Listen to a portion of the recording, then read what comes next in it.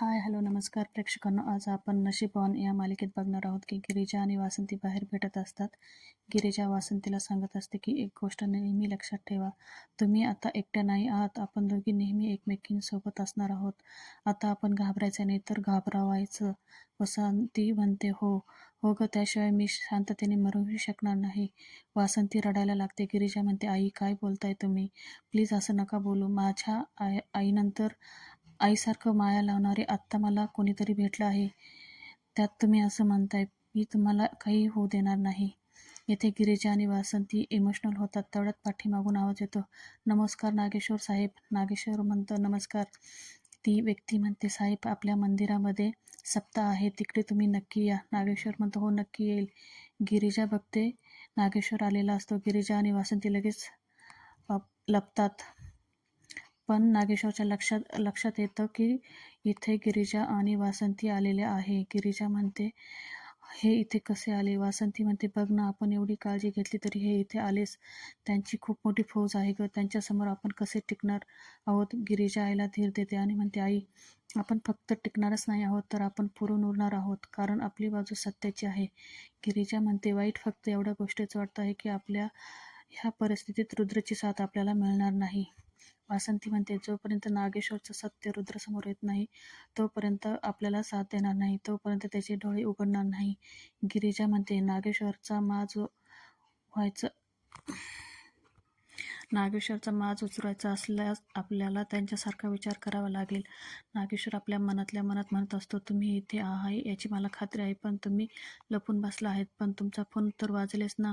मग नागेश्वर गिरिजाच्या फोनवर फोन करतो, पण नशीब गिरिजाचा फोन सायलेंट असतो, त्यामुळे नागेश्वरला आवाज जात नाही. नागेश्वर म्हणतो, लोकेशन तर हेच पाठवलं होतं त्या सावीने, पण त्या दोघी दिसत का नाही इथे? तरी पण त्याला शंका येते, म्हणून तो थोडासा पुढे होतो त्यांना शोधण्यासाठी. पण तेवढ्यात नागेश्वरचा फोन वाजतो. फोनवर सुभान असतो. नागेश्वर म्हणतो, काय झालं सुभानराव, कशाला फोन केला? तिकडनं सुभानराव म्हणतो, टीप मिळाली आहे, पोलीस आपल्या गोडाऊनवर धाड टाकणार आहे. गोडाऊनमधला माल आत्ताच्या आत्ता हलवावा लागणार आहे आपल्याला. नागेश्वर म्हणतो, अहो रुटीन आहे ते, पोलिसांना टीप पोलीस धाड टाकण्याच्या अगोदर टीप दिली आहे त्यांना. तुम्ही काढा सामान बाहेर. तिकडनं सुभानराव म्हणतो, माल कुठं ठेवला आहे हे फक्त तुम्हालाच माहिती आहे ना? सुभानराव म्हणतो, बरं ठीक आहे, येतो मी, तोपर्यंत बाकीचा माल तर बाहेर काढा तुम्ही. सुभानराव म्हणतो, लगेच सुरुवात करतो. आणि नागेश्वर तेथून जातो. गिरिजा आणि वासंती थोडक्यात वाचवतात. गिरिजा आणि वासंती घरी येतात तर नागेश्वर हॉलमध्येच बसलेला असं. नागेश्वर त्या दोघींना पाहून गाणं म्हणतो, जीवा शिवाची बैलजोड. नागेश्वर विचारतो, कुठे गेली होती सासू सुनांची जोडी? नागेश्वर म्हणतो, सस्याची शिकार करायची असेल ना तर त्याच्या डोळ्यावर लाईट मारायची, म्हणजे तो जागचा हलत नाही. कावरा बावरा होऊन लाईटकडे बघत राहतो, तशी तुमची अवस्था झाली आहे. भिधारल्या का तुम्ही माझ्याकडे बघत आहात? नागेश्वर जोरात ओरडतो, दात खिळ बसली आहे का तुमची? मी काय विचारत आहे, कुठे गेला होता तुम्ही? नागेश्वर म्हणतो, तुम्हाला काय वाटलं, मांजरीसारखे डोळे मिटून दूध पिलं तर जगाला काही कळणार नाही का? माझ्या विरोधात तुम्ही कसलं कारस्थान करत आहात सासू सुना मिळून?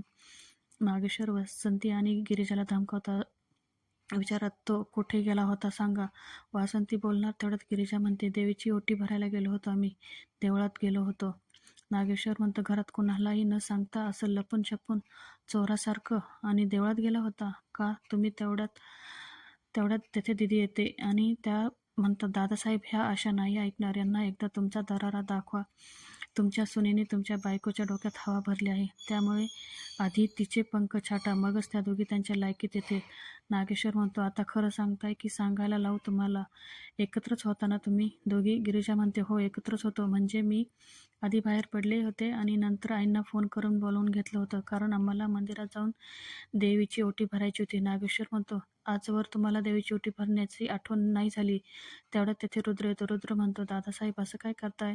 या घरात सुख शांती राहावी, तुम्हाला दीर्घायुष्य मिळावं म्हणून आम्ही देवळात गेलो होतो. नागेश्वर म्हणतो, आम्ही म्हणजे? रुद्र म्हणतो, मीही गेलो होतो यांच्यासोबत.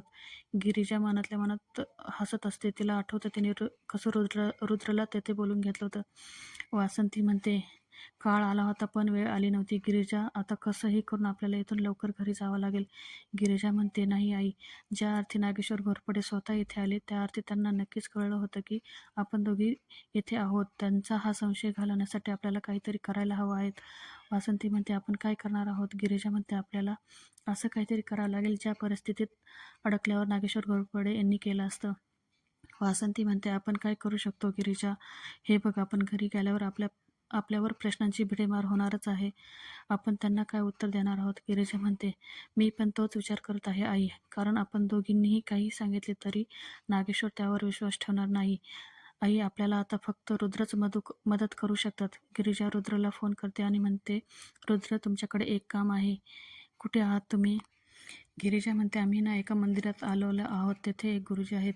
त्या गुरुजींनी सांगितलं की तुम्ही दोघांनी म्हणजे मी आणि तुम्ही जोडीने देवीची ओटी भरली तर आपल्या घरात सुख शांती येईल नांदेल आणि आबासाहेबांनाही दीर्घ आयुष्य लाभेल.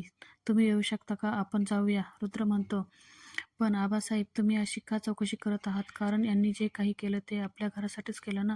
तुमच्यासाठीच केलं ना. दीदी म्हणतात कुठं भेटले ह्या दोघी तुला. रुद्र म्हणतो मी NGO मध्ये होतो.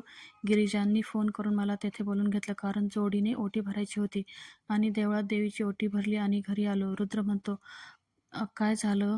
का तिथून निघून गेले. नागेश्वर आणि दीदी निघून जातात. रुद्र म्हणतो काय झालं यांना असे निघून का गेले हे. वासंती म्हणते अरे आम्ही दोघी घरात नव्हतो ना म्हणून त्यांना काळजी वाटत होती. तू फ्रेश हो मी तुला गरमागरम जेवायला देते. वासंती गिरिजाला म्हणते खरंच आज देवी आई आल्या आपल्या मदतीला धावून. गिरिजा म्हणते आई आपण चांगलं काम करतोय ना. देवी आईचा आशीर्वाद असणारच ना आपल्या पाठीशी. चला आपण देवी आईकडे जाऊन साकडं घालूया. त्या दोघी देवीसमोर हात जोडून देवीला प्रार्थना करतात. देवी आई देवकीला आणि तिच्या आईला शोधायला आम्हाला मदत कर. वासंती म्हणते देवी आई मी तुला वचन देते जे वैभव माझ्या नवऱ्यांनी ह्या दोघीकडनं हिरावून घेतलं आहे ना ते वैभव मी त्यांना परत देईल. गिरिजा प्रभासच्या रूममध्ये जाते आणि म्हणते प्रभास काका तुम्ही ज्या मुलीला शोधत होता ना ती मुलगीच ह्या घराची खरी वारसदार आहे हे कळलं आहे मला. काका त्या मुलीला शोधायला मी तुम्हाला मदत करणार आहे. तिची आई देवकी जिवंत आहे. त्या देवकी भेटल्या आहे मला आणि त्याही त्यांच्या मुलीला शोधत आहे. काका ती मुलगी कुठे आहे हे फक्त तुम्हाला माहिती आहे. आपणच तिला शोधायला हवं आहे. काका प्लीज तुम्ही लवकर शुद्धीवर या कारण तुमच्याशिवाय त्या मुलीला कसं शोधायचं हेच मला कळत नाही. प्रभास हे सगळं ऐकत असतो. गिरिजाला माहितीच नसतं की प्रभास कोमात गेल्याचं नाटक करत आहे. प्रभास म्हणतो त्या मुलीला शोधण्याची गरज नसते ग. ती पोरगी तूच असते. पण हिला सांगायचं कसं. गिरिजा तेथून प्रभास जाते. प्रभास उठून गिरिजाला सगळं सांगायला येतो. तो म्हणतो देवकी जर हिला भेटली आहे तर मायलेकींची भेट घडून आणलीच पाहिजे. तो गिरिजाला सांगायला जाणार तेवढ्यात नागेश्वर येतो आणि म्हणतो सुनबाई तुम्ही इथे काय करत आहात. प्रभास हे बघून खूप घाबरतो आणि तो पुन्हा बेडवर जाऊन कोमात असल्याचे नाटक करतो. नागेश्वर म्हणतो इकडे प्रभासच्या खोलीजवळ काय करत आहात तुम्ही. कोमातून बाहेर आणतात काय आमच्या प्रभासरावांना. नागेश्वर गिरिजाला धमकावून विचारतो काय करत होता इथे. गिरिजा म्हणते मी प्रभास काकांच्या तब्येतीची चौकशी करायला आले होते. नागेश्वर म्हणतो कोणाकडे. नागेश्वर रूममध्ये येतो तर प्रभास झोपलेला असतो. नागेश्वर म्हणतो कोमात असलेल्या माणसाला विचारायचं का. का रे बाबा कोमात असणाऱ्या माणसाला विचारायचं का तब्येत कशी आहे तुझी. नागेश्वर गिरिजाला म्हणतो काय वेडा वाटलो का मी तुम्हाला. आम्ही आणि प्रभास कडे असे कुठले पण पान आहे जे आमच्या विरोधात टाकायला टाकताय काय कारस्थान आहेत. तुमच्या डोक्यात काय शिस्त आहे. गिरिजा म्हणते आबासाहेब खरंच असं काही नाही. मी खरंच प्रभास काकांची चौकशी करायला आले होते. त्यांना बघायला आले होते. नागेश्वर म्हणतो बस करा तुमच्या थापा. नागेश्वर बघतो मागून रुद्र आलेला आहे तर लगेच ढोंग करतो नाही सुनबाई तुम्ही ते पायातलं काढा आणि माझ्या डोक्यात मारा. गिरिजाला समजत नाही नागेश्वर असं का बोलतोय. नागेश्वर म्हणतो आम्ही काय करू म्हणजे तुमचा विश्वास पटेल की तुम्ही जो आमच्याबद्दल विचार करता आहात तसे आम्ही नाही आहोत. मागून रुद्र गिरिजाला आवाज देतो आणि म्हणतो तुम्ही परत आबासाहेबांना त्रास देत आहात का. गिरिजा म्हणते नाही रुद्र मी फक्त येते. तेवढ्यात नागेश्वर म्हणतो जाऊ द्या चिरंजीव किती वेळेस त्यांची समजूत काढणार आहात तुम्ही. यांनी काहीही होणार नाही. फक्त तुमच्यात भांडणं होतील. जोपर्यंत सुनबाईंना स्वतः वाटणार नाही तोपर्यंत काहीही थांबणार नाही. गिरिजा मनातल्या मनात म्हणत असते याच्या वागण्याबद्दल रुद्रला शंका आली आहे म्हणून हे त्यांच्यासमोर चांगलं वागण्याचं नाटक करत आहे. पण आता ह्यांना ह्यांच्याच पद्धतीने उत्तर द्यायची वेळ आली आहे आणि ते मी देणारच.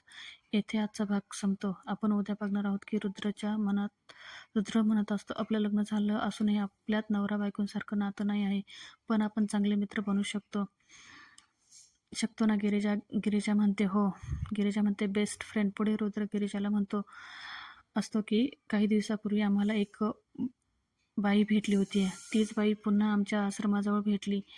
त्या त्या त्यांच्या मुलीचा शोध घेत होत्या. त्या दोघी बायका एकच तर नसतील ना? दुसरीकडे वासंती ब्लँकेट घेऊन प्रभासच्या रूममध्ये गेलेली असते. तेथे दीदी येते. दीदी तिच्या अंगावरून ब्लँकेट काढते आणि विचारते, तू इथं काय करत आहेस? तर तिला एक चिठ्ठी मिळते. ती चिठ्ठी नागेश्वर वाचतो आणि तो वासंतीचा गळा आवळतो. हिम्मत कशी झाली तुझी? तेवढ्यात तेथे रुद्र येतो. रुद्र बघतो की बाबासाहेबांनी आईसाहेबांचा गळा आवळला आहे. रुद्र म्हणतो, आबासाहेब, तुमची हिम्मत कशी झाली आईसाहेबांवर हात उचलण्याची? प्लीज चॅनल सबस्क्राईब करा. तोपर्यंत स्वस्त राहा, मस्त राहा आणि मराठी मालिका एन्जॉय करा. धन्यवाद.